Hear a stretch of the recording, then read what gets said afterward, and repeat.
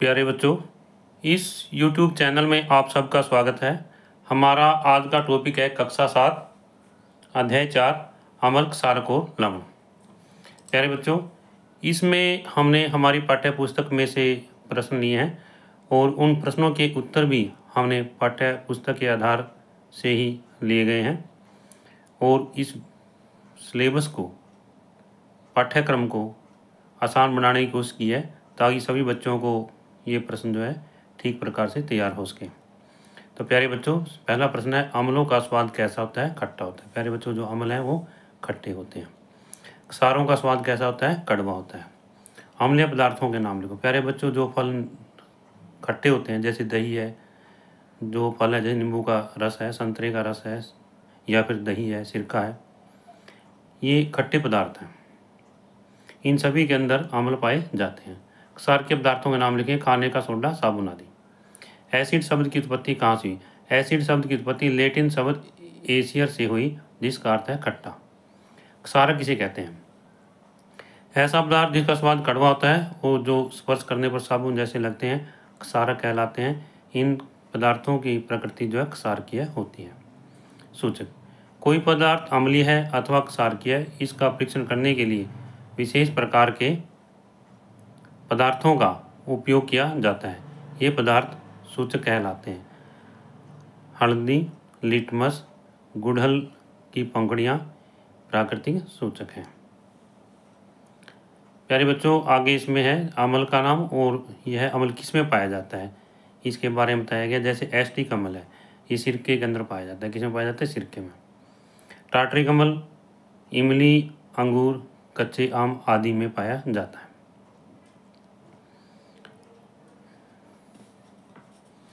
Formic अम्ल चींटी के डंक में पाया जाता है।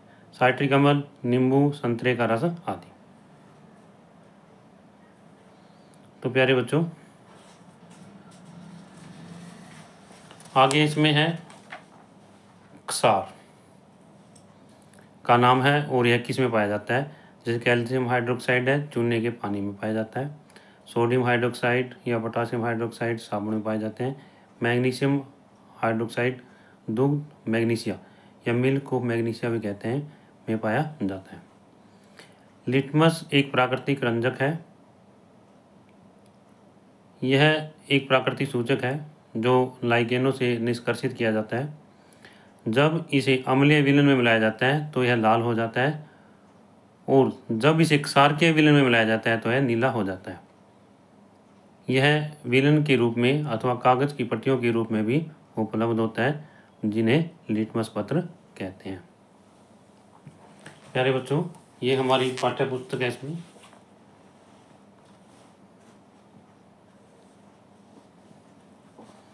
ये सबसे पहले लिटमस को दिखाया गया यहाँ पर और इसके बाद में जो है यहाँ पर है ये लिटमस पत्र है जो लाल व नीले रंग के जैसे हैं।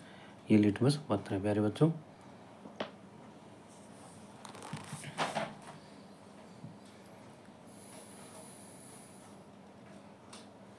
गुड़हल के पुष्प का सूचक।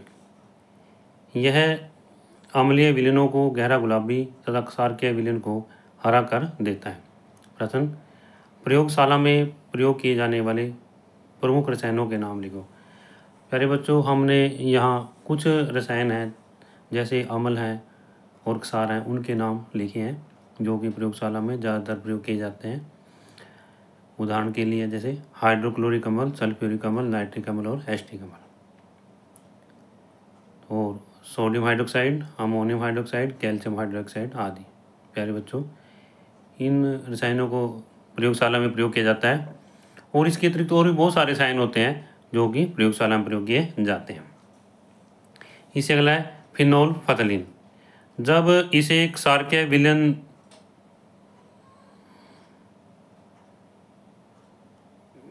में डालते हैं तो इसका रंग गुलाबी हो जाता है और अम्लीय विलयन में डालते हैं तो इसका रंग जो है रंगहीन हो जाता है।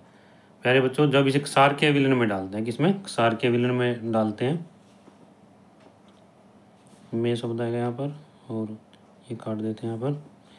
जब इसे क्षारकीय विलयन में डालते हैं तो इसका रंग गुलाबी हो जाता है और जब इसे अम्लीय विलयन में डालते हैं तो यह रंगहीन हो जाता है। उदासीनीकरण अभिक्रिया।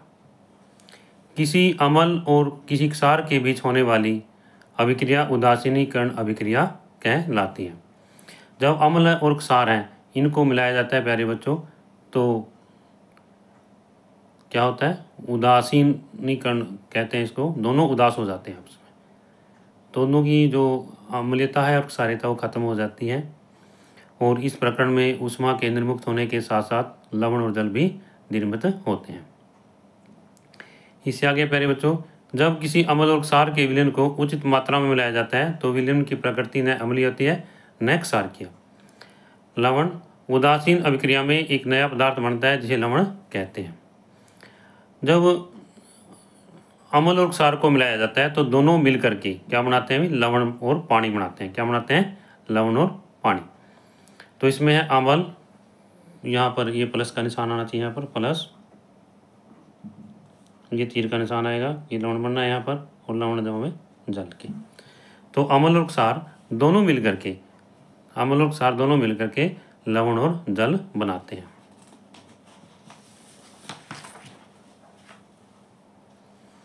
इससे आगे है प्यारे बच्चों अपाचन। कभी कभी हमारे अमाशय में हाइड्रोक्लोरिक अम्ल बढ़ जाता है। प्यारे बच्चों, जो अमाशय है उसमें हाइड्रोक्लोरिक अम्ल पैदा होता है, परंतु कई बार ऐसा होता है कि जो खाने के कारण, जो तला हुआ भोजन हम खाते हैं उसके कारण हमारे अमाशय के अंदर हम अपाचन का अनुभव करते हैं। कभी कभी हमारे अमाशय में हाइड्रोक्लोरिक अम्ल बढ़ जाता है जिसके कारण हम अपाचन का अनुभव करते हैं। इससे मुक्ति पाने के लिए दूध या मैग्नीशियम जैसा कोई प्रति अम्ल लेते हैं जिसमें मैग्नीशियम हाइड्रोक्साइड होता है। यह अम्ल के प्रभाव को उदासीन कर देता है। प्यारे बच्चों, जैसे हाइड्रोक्लोरिक अम्ल है उसके कारण जो अमाशय है उसमें अम्लता बढ़ जाती है। अम्लता बढ़ने के कारण क्या होगा कि हमें कष्ट का अनुभव होगा। उसको उदासीन करने के लिए हम क्षारीय दवाई लेते हैं, कोई भी मेडिसिन है, और दूध या मैग्नीशियम कहते हैं जैसे इसको, मतलब तो मिल्क ऑफ मैग्नीशिया भी कहा जाता है इसको, वो लेते हैं और इससे वो उदासीन हो जाता है और हम आराम का अनुभव करते हैं। चींटी का डंक। चींटी के डंक में फार्मिक अम्ल होता है। इसके प्रभाव को खाने का सोडा अथवा कैलेमाइन विलयन मल कर उदासीन किया जा सकता है जिसमें जिंक कार्बोनेट होता है। मृदा उपचार।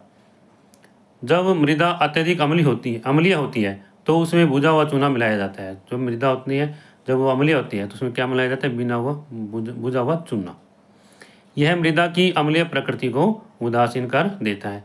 यह मृदा क्षारीय होती है तो उसमें जैव पदार्थ मिलाए जाते हैं। यह मृदा के अम्ल निर्मुक्त करते हैं।